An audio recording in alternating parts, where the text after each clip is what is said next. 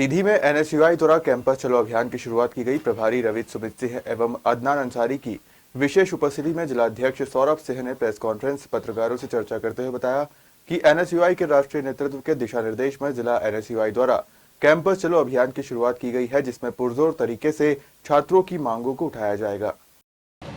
आज का ये जो प्रोग्राम हमने रखा है, एक हमारा कैंपस चलो अभियान चालू हो रहा है, जिसमें छात्रों के साथ और छात्रों के बीच जाकर उन्हीं के सहयोग से एक मांग पत्र ले जा रहे हैं। जिसके लिए इस अभियान के लिए हमारे यहाँ 2 प्रभारी रखे गए हैं संगठन की तरफ से, जो कोऑर्डिनेटर के तौर पे हमारे साथ काम करेंगे। रवि भी हैं रीवा से और अदनान भी हैं जबलपुर से, जो इस पूरे प्रोग्राम को चलाएंगे। इस प्रोग्राम के बारे में थोड़ा सा मैं आपको ब्रीफिंग कर रहा हूँ कि ये है क्या। प्रोग्राम है बच्चों संबंधी जो छात्रों को परेशानी हो रही है, परेशानी जैसे एडमिशन को लेके है, छात्र संघ चुनाव को लेके है, छात्रवृत्ति को लेके है, हॉस्टल के इश्यूज़ को लेके है, एजुकेशन से संबंधित जो भी इश्यूज़ हैं, इस हमारे प्रोग्राम में सब कुछ इन्वॉल्व है।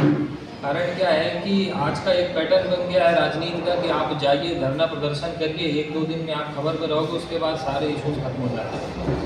और आज के दौर में सरकार किसी भी प्रकार से किसी भी बड़े से बड़े आंदोलन को गंभीरता से लेगी।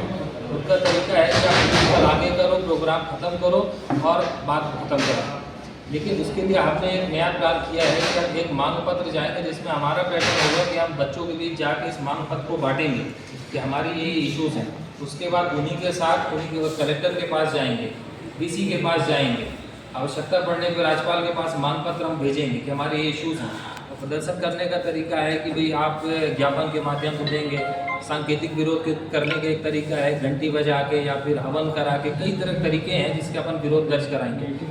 ये सारी मांग को लेकर अभी आज प्रोग्राम लॉन्च कर रहे हैं। इसका डिटेल हम ऑन पेपर भी आपको दे देंगे और मौके में आपको बताएंगे। अब कुछ चीज़ें और हैं जो हमारे प्रभारी जी आपको बताएंगे कि क्या इनका गाइडेंस है आपको लेके। और के तौर पर जो ये छात्र मांग पत्र है, छात्रों की जो समस्याएं हैं, क्योंकि हमारा संगठन कहीं कॉलेज में या किसी छात्रों से पर्ची काटने नहीं जाता, न उनसे चंदा लेता है जैसे अन्य छात्र संगठन करते हैं।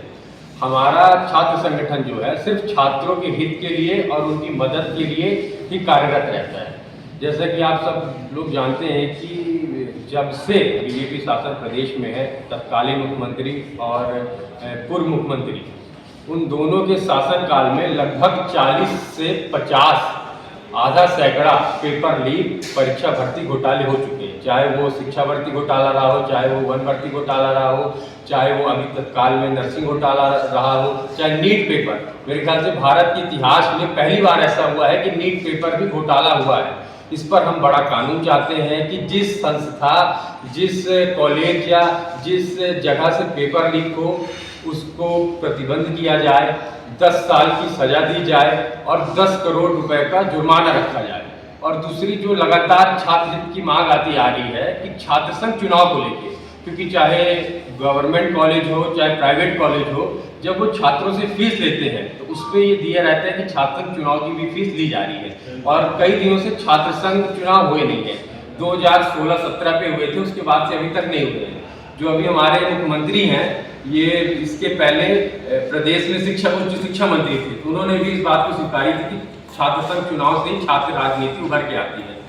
तो ये सब हमारी मांगे हैं। सबको शिक्षा, सबको प्रवेश दिया जाए, छात्रवृत्ति पर लोक सेवा गारंटी दी जाए।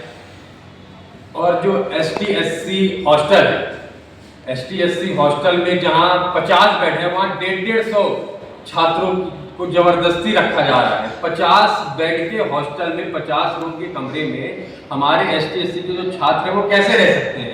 उस छात्रावास को इसी सत्र, इसी वर्ष बढ़ाया जाए, उसकी संख्या दुगनी की जाए। यही इन्हीं सब मांगों को लेके हम एक छात्रों के पास कॉलेज में जाएंगे।